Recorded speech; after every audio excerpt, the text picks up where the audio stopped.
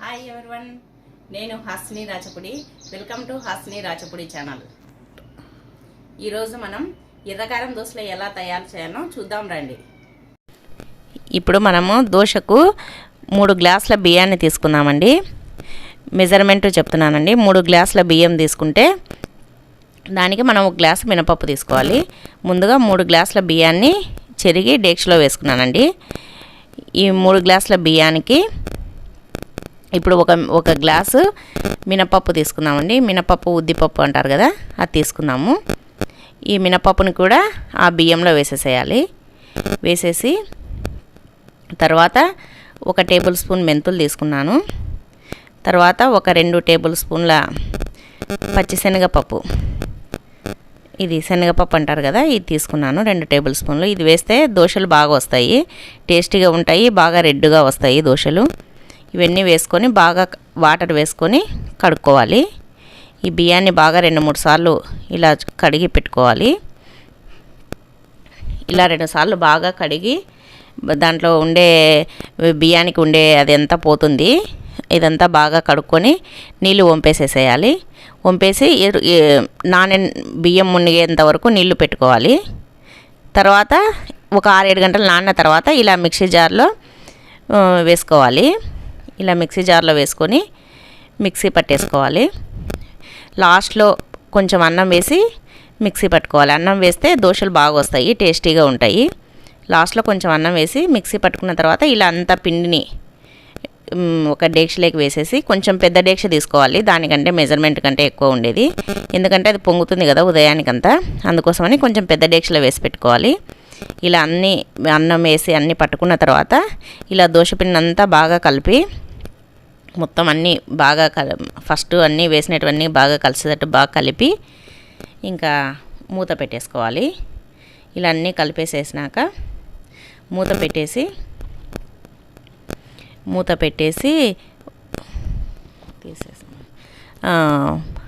తర్వాత మనం ఉదయం చట్నీకి ఏమేం కావాలో చూద్దాము.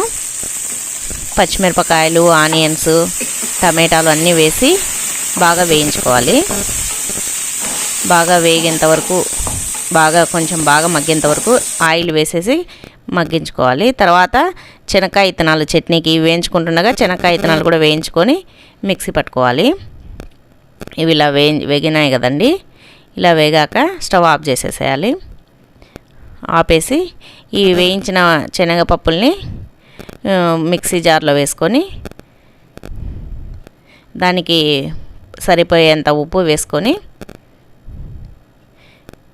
మిక్సీ పట్టేసుకోవాలి. ఇలా మిక్సీ పట్టిన తర్వాత ఈ పొడిలోనే మళ్ళీ ఈ పచ్చిమిర్చి, మనం వేయించి పెట్టుకున్న పచ్చిమిర్చి, ఉల్లిగడ్డలు, టమాటాలు అన్నీ కలిపి జార్లో వేసేసుకోవాలి. ఇలా అన్నీ కలిపి వేసుకున్న తర్వాత దీనికి తగినంత ఇవన్నీ వేసుకొని దీనికి తగినంత వాటర్ పోసుకోవాలి. వాటర్ పోసుకున్న తర్వాత మళ్ళీ ఒకసారి మిక్సీ పట్టాలి. ఇలా మిక్సీ పట్టి ఇవి చూడండి, ఇప్పుడు కొంచెం గట్టిగా ఉంది కదా, ఇంకొంచెం వాటర్ వేసుకుందాము. ఇంకొంచెం వాటర్ వేసుకొని మళ్ళీ ఒకసారి కలిపి మిక్సీ పట్టేసుకోవాలి. మళ్ళీ ఒకసారి మిక్సీ తిప్పేసుకొని ఇంకా మేము ఇంకొకసారి పట్టేసుకున్నామంటే చట్నీ రెడీ అయిపోతుందండి. ఇప్పుడు దీన్ని సర్వింగ్ బౌల్లోకి తీసుకుందాము. సర్వింగ్ బౌల్లోకి తీసుకొని పక్కన పెట్టేసాం. తర్వాత దీనికి పప్పుల పొడి, దోశ పైన వేయడానికి పప్పుల పొడి ఎలా తయారు చేయాలో చూద్దాం. పప్పులు వేసుకోవాలి. ఒక జార్లో ఒక చిన్న జార్ తీసుకొని పప్పులు వేసుకోవాలి. పప్పులు వేసుకున్న తర్వాత ఈ పప్పులకు దానికి సరిపోయేటంత ఉప్పు వేసుకోవాలి. కొంచెం అయితే సరిపోతుందండి ఉప్పు. వేసుకొని దీన్ని మిక్సీ పట్టేసుకోవాలి. మెత్తగా పట్టేసుకొని ఈ పొడిని మిక్సీ జార్లో గిన్నెలోకి తీసుకొని తర్వాత ఎర్రకారానికి ఆనియన్స్ కట్ చేసుకోవాలి. ఎర్రకారానికి ఆనియన్స్ కట్ చేసుకొని ఇలా 2-3 ఆనియన్స్, మనకి ఎంత చట్నీ కావాలో అంత ఆనియన్స్ కట్ చేసుకోవాలి. ఆనియన్స్ అన్నీ నేనైతే ఒక 2 ఆనియన్స్ తీసుకున్నానండి. మీరు చట్నీ ఎక్కువ కావాలంటే ఇంకా 2 తీసుకోండి.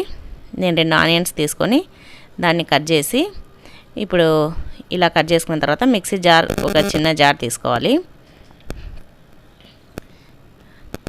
ఈ 2 ఆనియన్స్ కట్ చేసుకున్న తర్వాత జార్ తీసుకొని జార్లో వేసేసుకోవాలి. ఇలా మిక్సీ జార్లో ఆనియన్స్, కట్ చేసిన ఆనియన్స్ వేసుకొని, తర్వాత ఒక టమాటా, నేనైతే 2 ఆనియన్స్, ఒక టమాటా తీసుకున్నాను. 2 ఆనియన్స్, ఒక టమాటా తీసుకొని టమాటాను కూడా కట్ చేసి అది కూడా మిక్సీ జార్లోకి వేసుకోవాలి. వీటికి సరిపడేంత ఉప్పు వేసుకోవాలండి.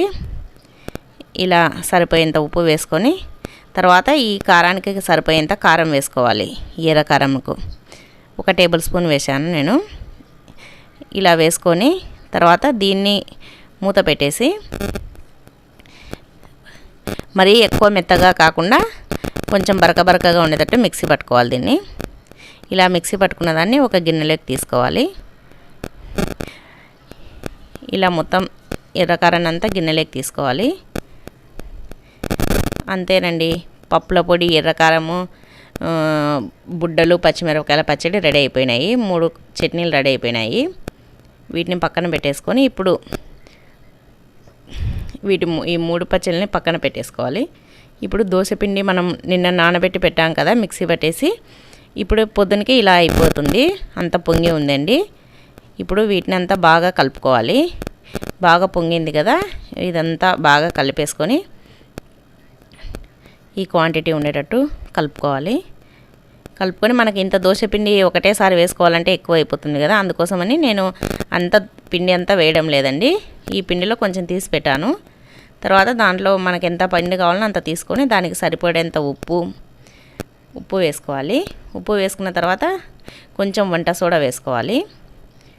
వంట సోడా ఒక కొంచెం టేబుల్ స్పూన్లో కొంచెం వంట సోడా వేసుకొని బాగా కలపాలి. కొంచెం వాటర్ వేసుకోవాలి.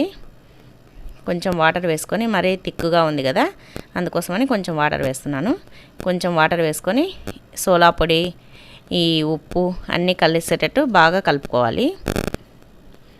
కలుపుకున్న తర్వాత ఈ విధంగా ఉండేటట్టు కలుపుకోవాలి. ఇలా కలుపుకొని మనకు ఎంత కావాలో అంత పిండి కలుపుకోవాలి.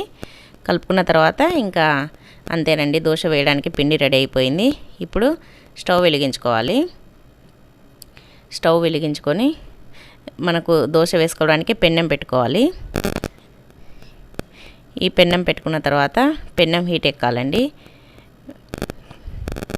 పెన్నం బాగా హీట్ ఎక్కిన తర్వాత పెన్నాన్ని మనం దోశ వేసేటప్పుడు సిమ్లో పెట్టుకోవాలి. ఫ్లేమ్ను సిమ్లో పెట్టుకొని దోశ ఇలా వేసుకోవాలి. ఇలా దోశ పల్చగా వేసుకోవాలి. ఇలా దోశ అంతా పెన్నం అంతా వేసిన తర్వాత ఫ్లేమ్ను హైలో పెట్టుకోవాలి. ఇప్పుడు హైలో పెట్టుకున్న తర్వాత దోశ కొంచెం కాలిన తర్వాత మొత్తం దోశ అంతా వేడెక్కి బాగా కాలిన తర్వాత దానికి దోశ చుట్టూ ఆయిల్ వేసేసేయాలి. ఇలా ఆయిల్ వేసిన తర్వాత మీకు ఆయిల్ ఎక్కువ కావాలంటే ఆయిల్ ఎక్కువ వేసుకోండి, తక్కువ కావాలంటే కొంచెమే వేసుకోండి. తర్వాత దానిపైన ఎర్రకారం వేసుకోవాలి. ఇలాంక చేసి పెట్టుకున్నాం కదా, ఎర్రకారం, ఆనియన్స్, టమాటాలు, కారము, ఉప్పు వేసి దాన్ని ఈ దోశ పైన వేసుకోవాలి. మనం ఎక్కువ తినాలనుకుంటే చట్నీ ఎక్కువ వేసుకోవచ్చు, దానిపైన తక్కువ కావాలంటే తక్కువ వేసుకోవచ్చు. నేనైతే ఈ విధంగా వేశాను. దానిపైన పప్పుల పొడి చల్లుకోవాలి. మనం పప్పులు, ఉప్పు వేసి పట్టుకున్నాం కదా, ఆ పొడిని దోశ పైన చల్లుకోవాలి. ఇంకా అంతేనండి, దోశ ఇంకా బాగా రెడ్డిష్గా బాగా వస్తుందండి. ఇంకా ఒక 2 నిమిషాలు అలాగే పెట్టేసేయాలి. అప్పుడు దోశ పైన ఉండే ఎర్రకారం అన్నీ బాగా కాలుతాయండి.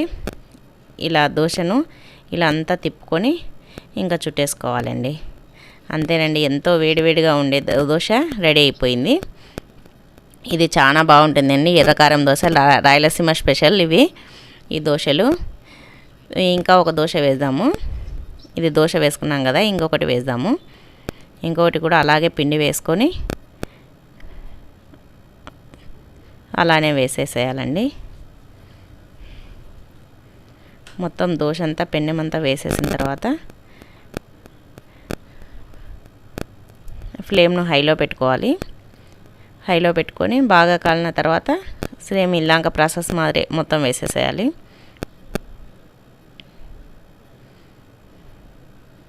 ఇలా దోశలన్నీ వేసుకోవాలండి. ఇవి మన రాయలసీమ స్పెషల్ దోశలు, ఎర్రకారం దోశలు.